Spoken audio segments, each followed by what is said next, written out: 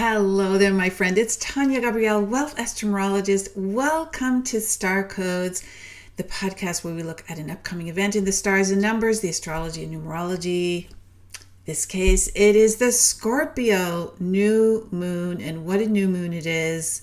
So much to share with you. It happens on November 20th at 6:47 a.m. Greenwich Mean Time. And that's 1:47 a.m. Eastern Time, New York, and 10:47 p.m. on November 19th, Pacific Time, LA. Now, the sun and moon are in a triple conjunction with Mercury retrograde. It's not just that they're conjunct Mercury retrograde, it's that Mercury is also at 28 degrees in Scorpio. So we have a 28, 28, 28 code. 28 degrees and 29 degrees are the critical degrees in astrology. That means they carry more punch.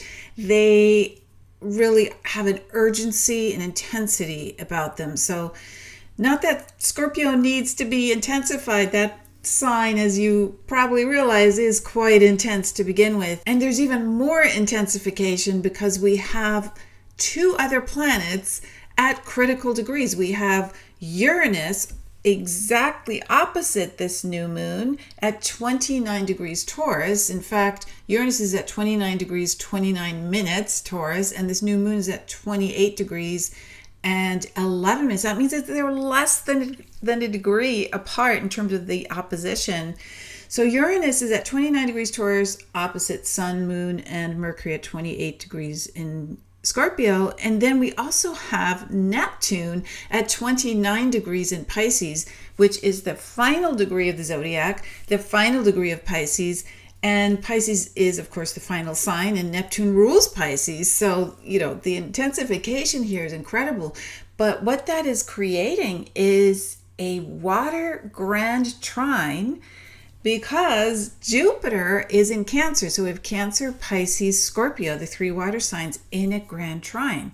Three planets are in Scorpio together. And in fact, Venus is also in Scorpio. So we have four in Scorpio, trine Jupiter in Cancer, trine to Neptune and Saturn, because Saturn's at 25 degrees Pisces. So we have 7 planets in water signs.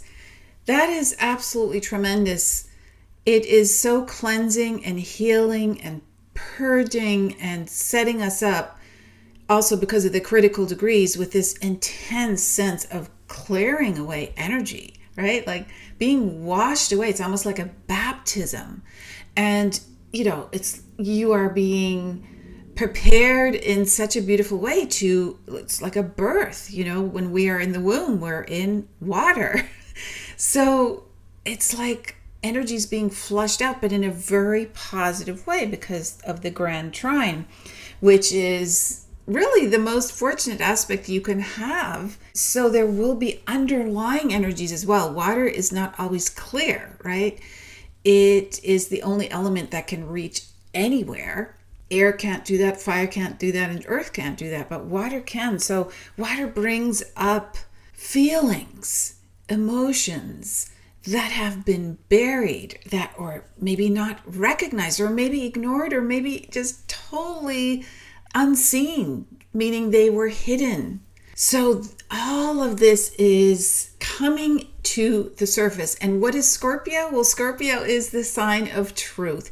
Scorpio has the stinger. The stinger goes directly to the source of whatever the issue is and finds the underlying cause. And of course, Pluto, the ruler of Scorpio, along with Mars, they also go directly and uncover. Pluto does the uncovering of what was in the darkness. So Pluto governs the unseen, the below the surface, where the lotus flower roots go. We don't see that sort of dark part of the lotus flower. We just see the beauty. So Pluto governs that underneath energy that makes things grow and that brings the truth, the origin.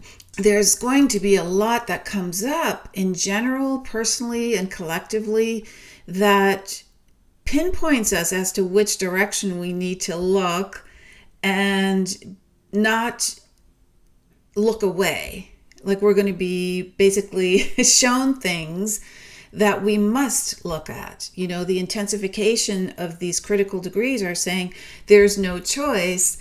Look at this and clear it out. Like look at it, accept it, look it straight in the eye and acknowledge it, and then gain wisdom, gain understanding, and then clear what needs to be cleared. Meaning clear maybe your old perception of this situation, right? Or clear the belief that made you possibly react in a way that was not as wise as you now realize you are, based on what you're discovering, right? Every time we learn something, we gain more wisdom and we're more equipped to move forward and handle situations in a way that is most peaceful and balanced and for everyone's highest good. Now, what I haven't mentioned yet is that Mercury, of course, is still in its retrograde with this triple conjunction at 28 degrees. And a retrograde means also going more deeply into whatever the situation is. And this triple conjunction of Mercury retrograde, Sun and Moon in Scorpio is opposite Uranus, of course, less than a degree apart in terms of the opposition. That means there's going to be some sudden stuff that emerges that is almost like jolting or electrifying or, wow, can you believe this? Or exciting. It's adventurous. It certainly is. It can be revolutionary, but it also can be so liberating because Uranus is about freedom, so setting us free. Now, sometimes being set free of something isn't always pleasant because we get attached, right? So we're really going to have to, with this emotional grand trine with 7 planets and water signs, we're going to have to really come to grips with how we feel about things in our life, maybe the direction of our life. Maybe there's been a fear, right? Emotions are certainly connected to fear as well as love. So which do we choose? Do we choose what we love that lights us up from within? Or are we succumbing to a fear which is based on not the present? It's not based on anything that is lighting you up with inspiration. It's based on past ideas or hand-me-downs from others, right? That inform you in a certain way, that direct you to not listen to your heart, but to the external expectation or history or storyline. All of that will be washed away. And sometimes, like with Uranus being opposite, it can feel like a jolt. So be aware of anything that shows up for you. Pay close attention to everything that appears. You're going to be so sensitive with these 7 planets and water signs that create this grand trine. And because your sensitivity is so magnified, your ability to sense and intuit is also incredibly heightened.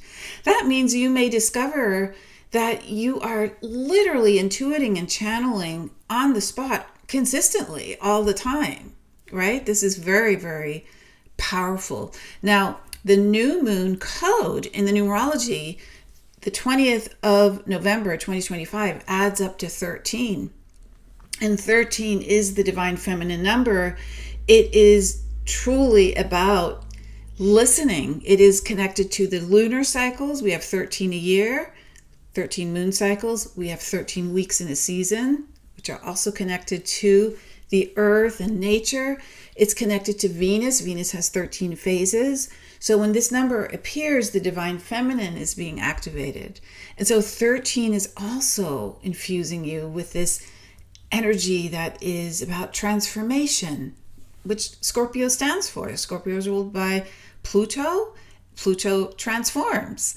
And so there is this empowering transformation with the number 13, Scorpio, this whole water sign activation, these critical degrees. We are being empowered now by the divine feminine. And that doesn't mean the sacred masculine is being left in the dust. Far from it. It's being brought into balance, right?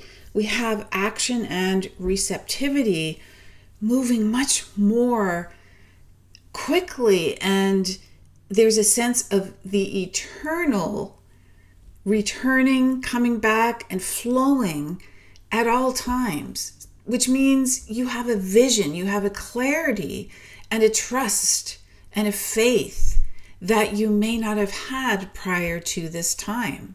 Exciting and very unexpected developments may push you forward to make change. So even if you might resist some of the changes initially, you will transcend your fear. You will see your way forward with great clarity, great open-mindedness, and you may have these incredible breakthroughs that are based on ideas that beforehand may have seemed very radical, but they are embracing your personal freedom to choose your experience and your perception of life, not these hand-me-downs that you've been given since you emerged from the womb. So you're basically becoming free. So now it's time to do the geodetic mapping segment of the forecast. So the Scorpio new moon has 2 lines, sun and moon, which appear in 4 areas of the world. Now this time around, Mercury retrograde is exactly conjunct the new moon. So we'll have a triple line, and that stellium is very active in one geopolitical area of the world that we're going to cover first. Then I'm going to look at another hotspot that geologically could be experiencing some activation. Remember that Uranus is exactly opposite this new moon, and Uranus is about sudden, surprising events. So we want to keep that in mind as we look at these locations. So let's get started. So let's get started first with the area of the world that is currently in a tense situation in the Middle East, and that is Iran. So here you can see the triple line. There's the moon, sun, Mercury together. You can see here the dotted lines going right through the center of Iran, pretty much the center. And you can see here is the Uranus line. So I want you to notice with geodetic mapping, we do see where the signs begin. And you can see here, there's Gemini, which means that Uranus just moved back into Taurus. So Uranus is in the area of Taurus, which begins here. So Uranus just retrograded back into Taurus. It's right here. And that means Uranus is super, super close, this line, to the new moon in Scorpio. And they both go right through this area of Iran.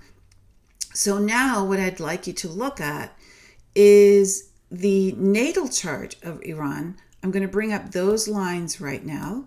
So look at how, this is the natal chart. You can see here, April 1, 1979. Look at where the natal chart moon line is. So here's the Gemini line. That's what you can use to orient yourself. And look, here's the natal moon line. Now, the moon line in anybody's chart, whether it's a person or a country, is where you feel at home. And it is the emotional line. And to have a moon line actually go through a country's chart means that there is a true sense of the homeland. There's an emotional, deep connection to the land itself. And also notice that there is natally for this birth chart the Uranus line going through. So Uranus actually plays a role, and the moon plays a role, as does Venus, which is the planet of beauty and wealth.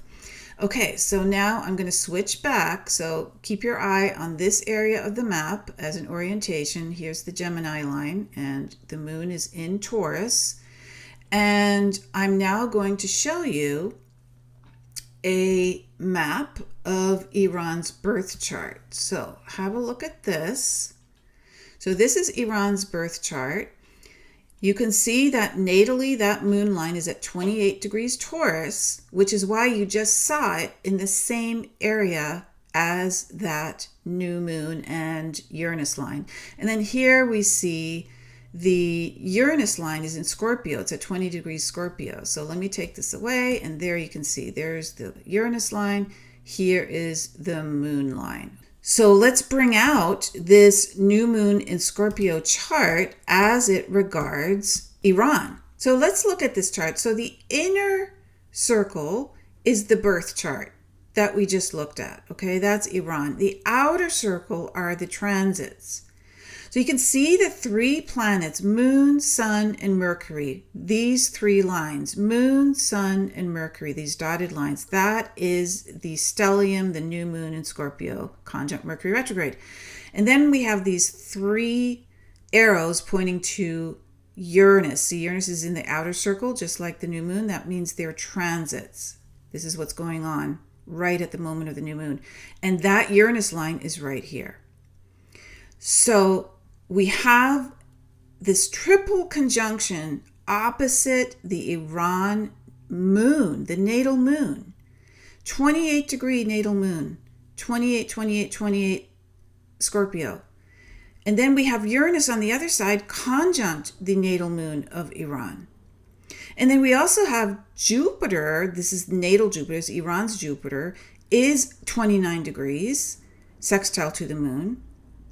And there's a Jupiter return that's happening in the next few months. That means after 12 years, Jupiter has gone around and said hello. So it's making things bigger, right?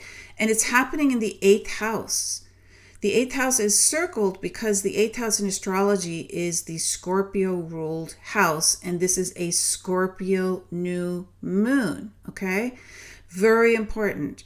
So then we also have transiting Neptune is currently at 29 degrees. So there's a lot of energy here of critical degrees, 29, 28 in the natal chart, 29 in the natal chart, then 29 again degrees of Uranus, and then we have 28, 28, 28 for the actual new moon. So you can see the intensification, which is why I'm showing you this map. I know this is a lot of information. I just wanted to show you how we need to make sure that when something stands out, we go back, we look at something historically, we look at the birth map, we look at everything. This is what I do with my clients.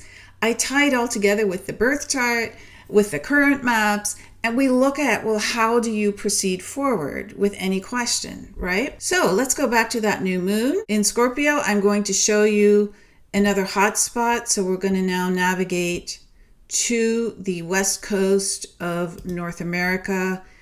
You can see the triple line, moon, sun, Mercury, the brown lines going right along the west coast, all the way from, I mean, you can just say all of California, and then it just continues and goes Oregon, Washington, and British Columbia and north, right?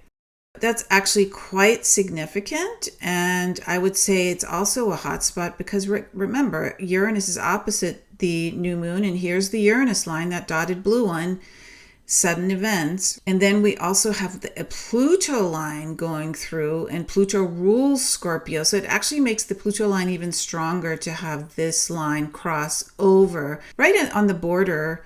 I'll go a little closer here. This is happening right on the border of Washington State and Oregon State. It can be for you personally.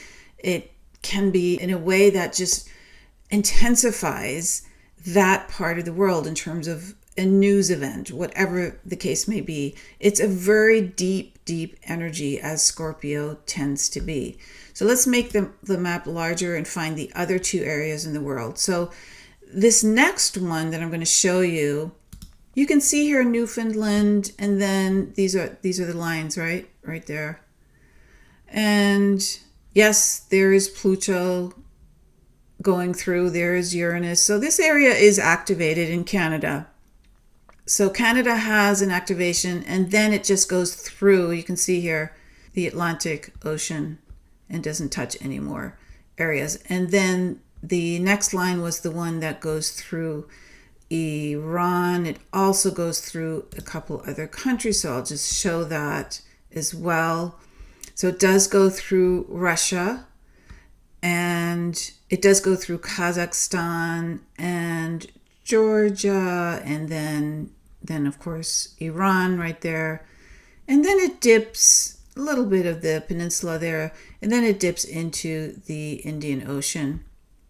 So the last hotspot that is very, very powerful, you can see here the blue Uranus line, dotted blue, and then the triple conjunction of Mercury, Sun, Moon.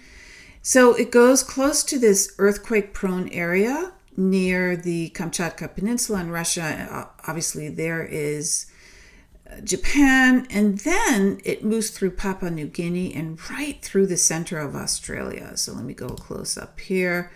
You can see here that this whole area is impacted. So Australia is going to feel it in some capacity. Now, this is not only on the 20th of November, it is truly around the whole period. You can go a week before and even up to 2 weeks after.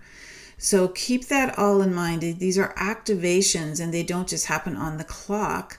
They can be triggered at different times, and that goes for the Iran and the west coast of North America as well.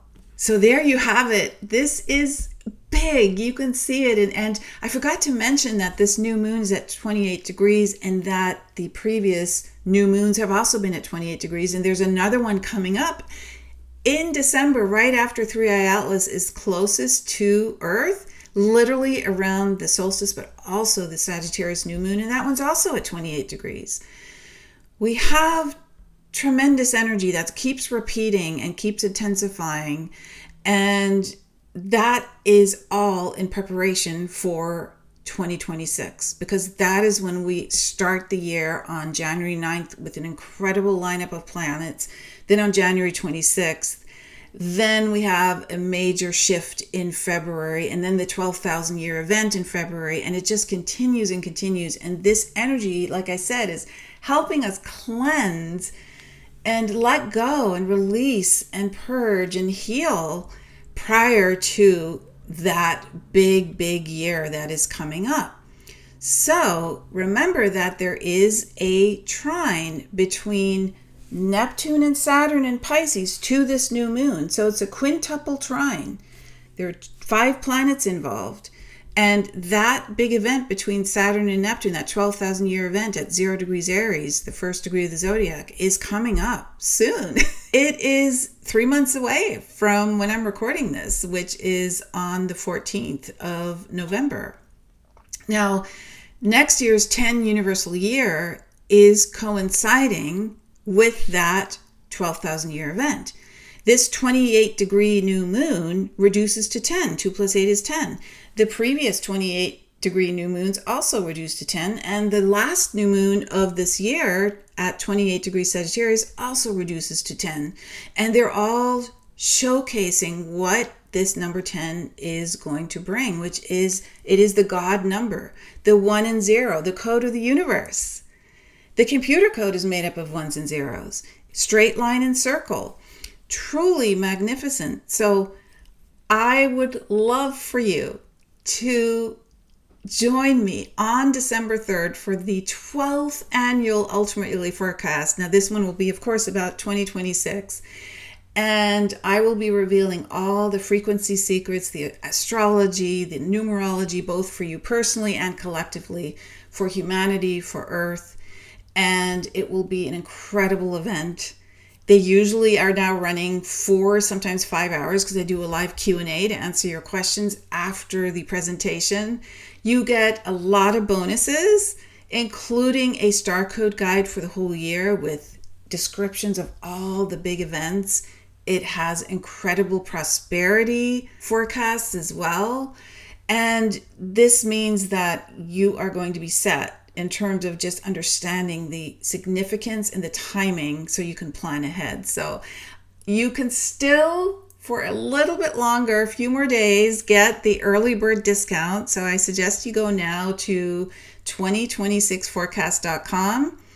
That early bird discount will be disappearing shortly. So go to 2026forecast.com, read all about it, watch the short video, and I look forward to seeing you on December 3rd. And if you can't attend live, there will be an instant access replay that will be released right after the live stream. So go register for the 2026 Ultimate Yearly Forecast while that early bird discount is still available. Go to 2026forecast.com. Have an incredible week, an amazing Scorpio new moon, and I look forward to seeing you in our next video. Lots of love.